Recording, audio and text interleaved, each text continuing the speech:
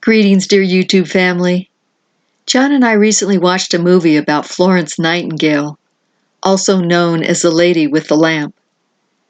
We were very moved by her commitment and dedication to the calling the Lord put on her heart, and how determined she was throughout her whole life to do the will of God by serving others.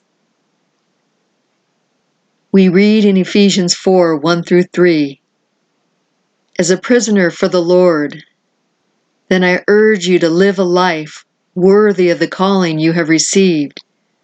Be completely humble and gentle. Be patient, bearing with one another in love. Make every effort to keep the unity of the Spirit through the bond of peace." Amen. We have all been called by God according to His purpose. What is God calling us to do? And are we answering His call? Some of you may be asking yourself, "I'm not sure what I'm being asked to do with my life." There is work that God calls each and every one of us to do, and it's spelled out in the Bible for us. He makes it clear again and again that we are to love others, care for the poor, and live our lives by example in such a way that we point people to Jesus. When we contemplate what God's calling is for our lives, those biblical commands are an excellent place to start. Try to imagine this. Although they had been warned of the horrid conditions there, nothing could have prepared Florence Nightingale and her nurses for what they saw when they arrived at the British-based hospital in Constantinople during the Crimea War. The hospital sat on top of a large cesspool, which contaminated the water and the hospital building itself. Patients lay in their own excrement on stretchers strewn throughout the hallways. Rodents and bugs scurried past them. The most basic supplies, such as bandages and soap, grew increasingly scarce as the number of ill and wounded steadily increased. Even water needed to be rationed. More soldiers were dying from infectious diseases, such as typhoid and cholera, than from injuries incurred in battle. Most medical staff and volunteers ran away from these horrendous conditions. But Florence and her nurses embraced the opportunity the Lord was giving them to be about His business, caring for the sick and the needy. With God's grace, they dove right in and set to work cleaning up the hospital and caring with love and concern for all the patients.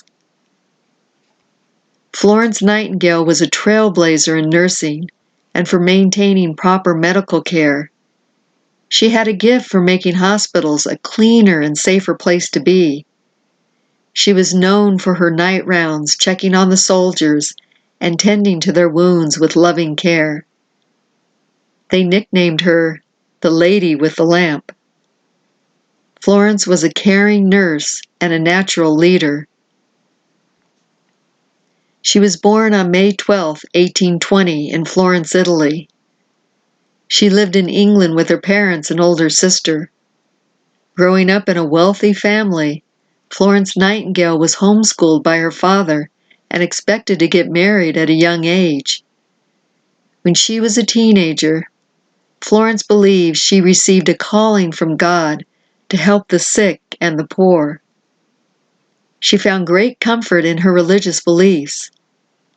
At the age of 16, she experienced one of several calls from God. She viewed her particular calling as reducing human suffering. Nursing seemed a viable solution to serve both God and humankind. She told her parents that she wanted to become a nurse. Her parents did not approve of her decision and wanted her to get married and raise a family. Florence held her ground of wanting to become a nurse, answering the calling God had placed on her life. She refused to get married She felt God wanted her to remain chaste her whole life. Eventually, her father allowed her to go to Germany and Paris to study and train in nursing with the Sisters of Mercy.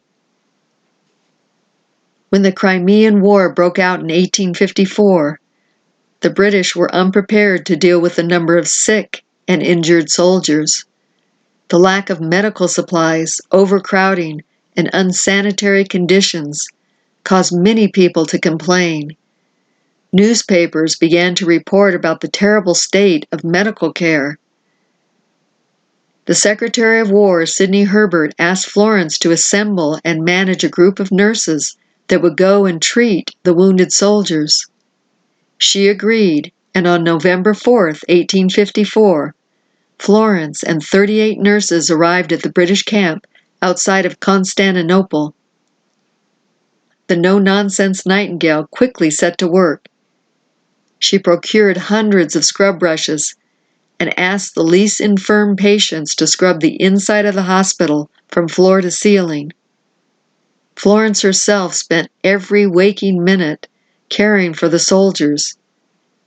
In the evening, she moved through the dark hallways carrying a lamp while making her rounds, ministering to patient after patient.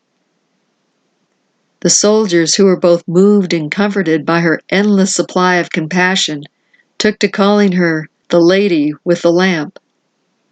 Others simply called her the Angel of Crimea. When they got there, the doctors were unwelcoming because they did not want to work with female nurses. However, as the number of patients increased, the doctors needed their help.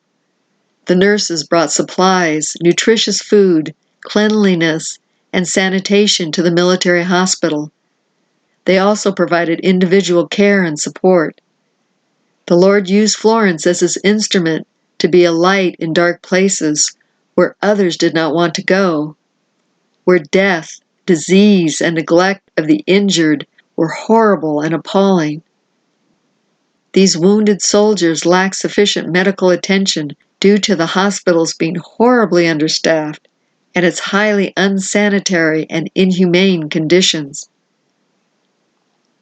Upon receiving a letter from the Secretary of War, Florence Nightingale rose to her calling that she received from God when she was 16 years old, and quickly assembled a team of nurses from a variety of religious orders and sailed with them to the Crimea just a few days later to tend to the sick and fallen soldiers in the war. Within 6 months, Florence Nightingale and her team transformed the hospital. The death rate went down from 40% to 2% because of their work. It was incredible and a miracle from God. In addition to vastly improving the sanitary conditions of the hospital, Florence created a number of patient services that contributed to improving the quality of their hospital stay. She instituted the creation of an invalid's kitchen, where appealing food for patients with special dietary requirements was cooked. She established a laundry so that patients would have clean linens. She also instituted a classroom and a library for patients, and so much more. She spoke several languages, and her over 150 books gave advice on good patient care and safe hospital environments. As a result of her efforts during the war, a fund was set up for Florence to continue teaching nurses in England. In 1860, the Nightingale Training School at St. Thomas Hospital was officially opened. In her later years, she was often bedridden from illness and found great joy in suffering for the Lord's work. She continued to advocate for safe nursing practices and quality, loving patient care until her death at the age of 90. Her work for God continues on as a result of her teachings and training and caring for others. Young women aspired to be like her, eager to follow her example. Even women from the wealthy upper classes started enrolling at the training school. Thanks to God, and the relentless action Florence put into her calling, nursing was no longer frowned upon by the upper classes. It had, in fact, come to be viewed as an honorable vocation. She tirelessly devoted her life to preventing disease and ensuring safe and compassionate treatment for the poor and the suffering. To this day, Florence Nightingale, the Angel of Crimea, is acknowledged as God's vessel here on earth and revered as the pioneer of modern nursing.